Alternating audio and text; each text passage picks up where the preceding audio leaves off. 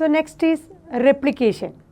So നമ്മുടെ Watson and Crick double helix structure of DNA propose ചെയ്തിട്ടുണ്ടായിരുന്നു. അപ്പോൾ തന്നെ നമ്മുടെ വാട്സൺ ആൻഡ് ക്രിക്ക് ഈ പറഞ്ഞ റെപ്ലിക്കേഷൻ ഓഫ് DNA കൂടി പ്രപ്പോസ് ചെയ്തു. എങ്ങനെയാണ് DNA തന്നെ സ്വന്തം കോപ്പി പ്രൊഡ്യൂസ് ചെയ്യുന്നത്. സോ വാട്സൺ അപ്പോൾ തന്നെ പ്രപ്പോസ് ചെയ്തതാണ് replication. So double helical structure of DNA അത് പ്രപ്പോസ് ചെയ്തപ്പോൾ തന്നെ എങ്ങനെയാണ് DNA കോപ്പി ഉണ്ടാവാനുള്ള സാധ്യത എന്ന് അതിൽ നിന്ന് തന്നെ വാട്സൺ ആൻഡ് ക്രിക്കിന് മനസ്സിലായി. സോ അവരുടെ തന്നെ ഒരു ഒറിജിനൽ സ്റ്റേറ്റ്മെൻ്റ് ഉണ്ട്. അവർ തന്നെ ഈ നമ്മുടെ ഡബിൾ ഹെലിക്കൽ സ്ട്രക്ചർ പ്രപ്പോസ് ചെയ്തപ്പോൾ അവർക്ക് തന്നെ കണ്ടെത്തിയ എങ്ങനെയാണ് റെപ്ലിക്കേഷൻ നടക്കാനുള്ള സാധ്യത എന്ന് അവർ തന്നെ കണ്ടെത്തിയ ഒരു ഒറിജിനൽ സ്റ്റേറ്റ്മെൻറ്റാണ് ഇവിടെ കൊടുത്തിരിക്കുന്നത്. സോ വാട്സൺ ആൻഡ് ക്രിക്ക് അപ്പം തന്നെ ഒരു പ്രപ്പോസ് ചെയ്തതാണ് scheme for replication of DNA. അവർ ഡബിൾ ഹെലിക്സ് സ്ട്രക്ചർ പ്രപ്പോസ് ചെയ്തപ്പോൾ തന്നെ അവർക്ക് റെപ്ലിക്കേഷൻ്റെ ഒരു സ്കീമും കൂടി പ്രപ്പോസ് ചെയ്യാനായിട്ട് സാധിച്ചു. സോ അവരുടെ സ്റ്റേറ്റ്മെൻറ്റ് ഇതാണ്: ഇറ്റ് ഹാസ് നോട്ട് എസ്കേപ്ഡ് അവർ notice that the specific pairing, ഞങ്ങളുടെ ശ്രദ്ധയിൽ നിന്ന് അത് വിട്ടുപോയിട്ടില്ല. എന്തിനെക്കുറിച്ച്? That the specific pairing we have postulated immediately. ആ ഡബിൾ ഹെലിക്കൽ സ്ട്രക്ചറിന് ഒരു ബേസ് പെയറിംഗ് ഉണ്ടെന്ന് തന്നെ, സ്പെസിഫിക് ബേസ് പെയറിൻ്റെ ATGC. ആ ബേസ് പെയറിങ്ങിലൂടെ അവർക്ക് പോസ്റ്റുലേറ്റഡ് ഇമ്മീഡിയറ്റ്ലി ആ ബേസ് പെയറിങ്ങിലൂടെ അവർക്ക് immediately suggest a possible copying mechanism for the genetic material. ഈ ജനറ്റിക് മെറ്റീരിയൽ അഥവാ DNA എങ്ങനെയാണ് കോപ്പിയിങ് മെക്കാനിസം അതിൽ നടക്കണേന്ന് അവർക്ക് അപ്പോൾ തന്നെ മനസ്സിലായി. എങ്ങനെ? ആ ബേസ് പെയറിങ്ങിലൂടെ. അതായത് അഡനീന് തൈമീനുമായിട്ട് മാത്രവും ഗ്വാനിന് സൈറ്റോസിനുമായിട്ട് മാത്രമേ പെയർ ചെയ്യാൻ പറ്റൂ എന്നുള്ള ആ ഒരു കോംപ്ലിമെൻറ്റാരിറ്റി ബേസ് പെയറിങ്ങിലൂടെ എങ്ങനെയാണ് mechanism, copying mechanism genetic material നടക്കണേന്ന് അവർക്ക് മനസ്സിലായി. അങ്ങനെ അവർ പ്രപ്പോസ് ചെയ്തതാണ് scheme for replication of DNA. So Watson and Crick തന്നെയാണ് ഡബിൾ ഹെലിക്സ് സ്ട്രക്ചർ പ്രപ്പോസ് ചെയ്തത്. അതുപോലെ റെപ്ലിക്കേഷൻ്റെ സ്കീമും പ്രപ്പോസ് ചെയ്തത് അവർ തന്നെയാണ്. സോ അവരുടെ ഒറിജിനൽ സ്റ്റേറ്റ്മെൻറ്റാണ്. അവരുടെ ശ്രദ്ധയിൽ നിന്ന് ആ ഡബിൾ ഹെലിക്കൽ സ്ട്രക്ചറിൻ്റെ പ്രപ്പോസ് ചെയ്ത ആ സ്ട്രക്ചറിൽ അന്ന് തന്നെ അവർ ശ്രദ്ധയിൽപ്പെട്ടിട്ടുണ്ട്. എന്ത്? ആ ഒരു ബേസ് പെയറിങ് മെക്കാനിസത്തിലൂടെ എങ്ങനെയാണ് ഒരു പോസിബിൾ ജനറ്റിക് മെറ്റീരിയൽ കോപ്പിയിങ് ആവണേ എന്ന് അവർക്ക് അപ്പോൾ തന്നെ ഐഡൻറ്റിഫൈ ചെയ്തു.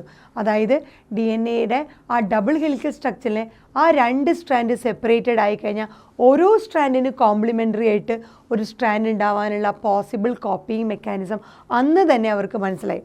അതാണ് അവർ പ്രപ്പോസ് ചെയ്ത scheme of replication of DNA. So എന്താണ് സംഭവിക്കുന്നത് ഒരു റെപ്ലിക്കേഷനിൽ?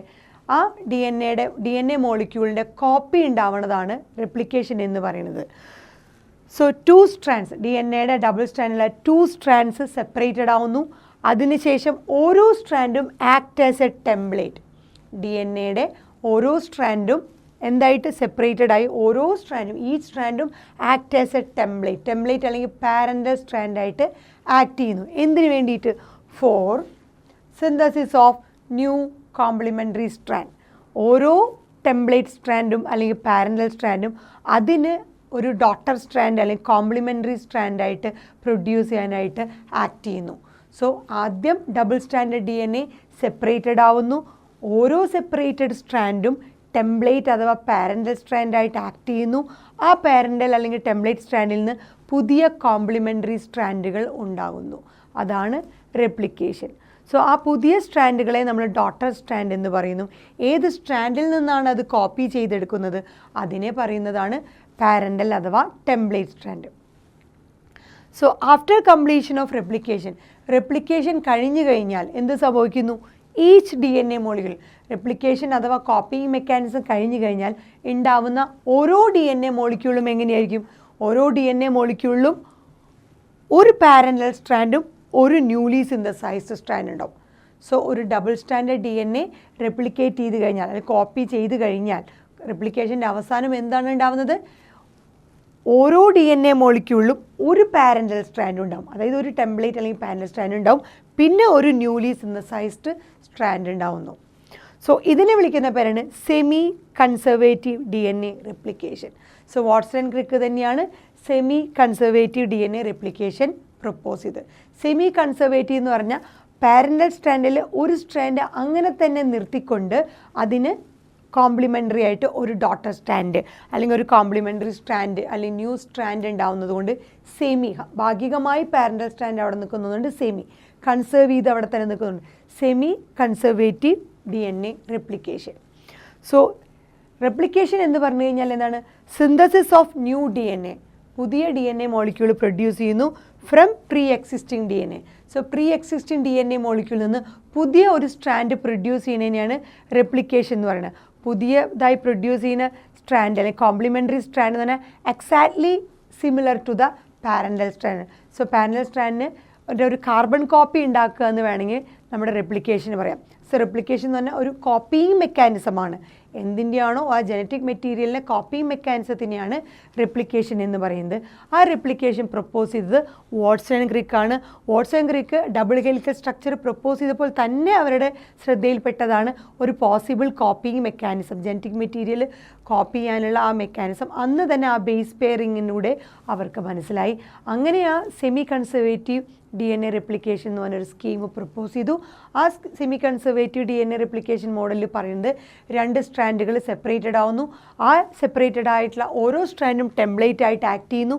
ആ ടെംപ്ലേറ്റ് സ്ട്രാൻഡിൽ നിന്ന് പുതിയ കോംപ്ലിമെൻ്ററി സ്ട്രാൻഡുകൾ ഉണ്ടാവുന്നു. അപ്പോൾ റെപ്ലിക്കേഷൻ്റെ അവസാനം എന്താണ് ഉണ്ടാവുന്നത്? ഓരോ DNA മോളിക്യൂളും ഒരു പാരലൽ സ്ട്രാൻഡും ഒരു ന്യൂ അല്ലെങ്കിൽ കോംപ്ലിമെൻ്ററി സ്ട്രാൻഡും ഉണ്ടാവുന്നു. അങ്ങനെ ഒരു പാരലൽ സ്ട്രാൻഡ് അങ്ങനെ തന്നെ നിന്നുകൊണ്ട് പിന്നെ ഒരു കോംപ്ലിമെൻ്ററി സ്ട്രാൻഡ് ഉണ്ടാവുന്നുണ്ട്. അതിനെ സെമി കൺസർവേറ്റീവ് DNA റെപ്ലിക്കേഷൻ എന്ന് പറയുന്നു. സോ റെപ്ലിക്കേഷൻ എന്ന് പറഞ്ഞാൽ പഴയ പ്രീ എക്സിസ്റ്റിംഗ് DNA മോളിക്യൂളിൽ നിന്ന് ഒരു പുതിയ സ്ട്രാൻഡ് ഉണ്ടാവുന്നതിനെയാണ് pre DNA replication. So pre existing DNA മോളിക്യൂളിൽ നിന്ന് ന്യൂ DNA അല്ലെങ്കിൽ കോംപ്ലിമെൻ്ററി DNA ഉണ്ടാവുന്നു. അത് എക്സാക്ട്ലി സിമിലർ അല്ലെങ്കിൽ ഒരു കാർബൺ കോപ്പി പോലെ ആയിരിക്കും ആ പാരൻ്റൽ DNAയുടെ. അതിനെയാണ് DNA റെപ്ലിക്കേഷൻ എന്ന് പറയുന്നത്. സോ ഇത് വാട്സൺ ക്രിക്ക് പ്രപ്പോസ് ചെയ്ത semi conservative mode of DNA replication ആണ്. അതിൻ്റെ പിക്ചറാണ്. ഇതാണ് നമ്മുടെ double helical structure of DNA. ആ ഡബിൾ ഹെലിക്കൽ സ്ട്രക്ചർ ഒരു പെർട്ടിക്കുലർ പോയിൻ്റ് എത്തിയപ്പോൾ അത് സ്പ്ലിറ്റ് ചെയ്ത് സിംഗിൾ സ്ട്രാൻഡഡായി മാറിയിട്ടുണ്ട്. ഇവിടെ നിന്നിട്ടത് ആ വൈൻഡിങ് മാറി അൺവൈൻഡഡായി, ഈ 2 റെഡ് ഭാഗം അൺവൈൻഡഡായി. അത് കഴിഞ്ഞപ്പോൾ അതിൽ ഡോട്ടർ സ്റ്റാൻഡ് വന്നേക്കണതാണ് ഈ കാണിച്ചിരിക്കുന്നത്, വയലറ്റ് കളറിൽ ഡോട്ടർ സ്റ്റാൻഡ്. സോ ഇങ്ങനെയാണ് DNA റെപ്ലിക്കേറ്റ് ചെയ്യുന്നത്. അപ്പോൾ നമ്മുടെ ഈ റെഡ് എന്ന് ഉദ്ദേശിക്കുന്നത് പാരൻറ്റ് സ്ട്രാൻഡാണ്. ഈ 2 പാരൻറ്റ് സ്ട്രാൻഡും എന്തായിട്ട് ആക്ട് ചെയ്യണമെന്ന് പറഞ്ഞാൽ ടെംപ്ലേറ്റ് സ്ട്രാൻഡുകളായിട്ട് 2 പാരൻറ്റ് സ്ട്രാൻഡും ആക്ട് ചെയ്യുന്നു. സോ ഡബിൾ സ്റ്റാൻഡ് DNAയുടെ ഓരോ സ്ട്രാൻഡും ടെംപ്ലേറ്റ് ആയിട്ട് ആക്ട് ചെയ്യുന്നു. ഈ ടെംപ്ലേറ്റിൽ നിന്നാണ് ഡോട്ടർ സ്റ്റാൻഡ് പ്രൊഡ്യൂസ് ചെയ്യുന്നത്. സോ ടെംപ്ലേറ്റിലുള്ള ആ ബേസ് പെയറിന് കോംപ്ലിമെൻ്ററി ആയിട്ടാണ് ഡോട്ടർ സ്റ്റാൻഡ് പ്രൊഡ്യൂസ് ചെയ്യണത്. സോ ഈ പറഞ്ഞ സ്ട്രാൻഡ് റെഡ് 5' to 3' to 5' ആണെങ്കിൽ ഡോട്ടർ സ്റ്റാൻഡ് നേരെ ആൻറ്റി പാരലലായിട്ട് 3' to 5' എന്നിട്ട് വരും. സോ ഈ റെഡ് എന്ന് കാണിക്കുന്നത് ടെംപ്ലേറ്റ്, ഡബിൾ ഹെലിക്കൽ സ്ട്രക്ചറിൽ ടെംപ്ലേറ്റ് സ്ട്രാൻഡ്. 2 ടെംപ്ലേറ്റിൽ നിന്നും എന്ത് സംഭവിച്ചു? ഡോട്ടർ സ്ട്രാൻഡ് അതിൻ്റെ കോപ്പി പ്രൊഡ്യൂസ് ചെയ്തു, DNA റെപ്ലിക്കേറ്റ് ചെയ്തു. സോ ഇതാണ് പുതിയ DNA എന്ന് പറഞ്ഞു കഴിഞ്ഞാൽ എന്താ? പുതിയ DNA മോളിക്യൂൾ ഉണ്ടാകുമ്പോൾ ഒരെണ്ണം പാരൻ്റൽ സ്ട്രാൻഡും ഒരു ഡോട്ടർ സ്ട്രാൻഡും, ഒരു പാരൻ്റൽ സ്ട്രാൻഡും ഒരു ഡോട്ടർ സ്റ്റാൻഡും. സോ പാരൻ്റൽ സ്ട്രാൻഡ് അങ്ങനെ തന്നെ ഒരു പാരൻ്റൽ സ്ട്രാൻഡ് അങ്ങനെ തന്നെ കൺസേർവ് ചെയ്യുന്നതുകൊണ്ട് ഒരെണ്ണം ഡോട്ടർ സ്റ്റാൻഡും വരുന്നതുകൊണ്ട് സെമി കൺസർവേറ്റീവ്, പകുതി പാരൻ്റൽ സ്റ്റാൻഡിൻ്റെ 1 കൺസേർവ് ചെയ്യുന്നതുകൊണ്ട് സെമി കൺസർവേറ്റീവ് ആൻഡ് പുതിയ ഒരു ഡോട്ടർ സ്റ്റാൻഡ്. ഇതാണ് semi conservative DNA replication proposed by Watson and Crick.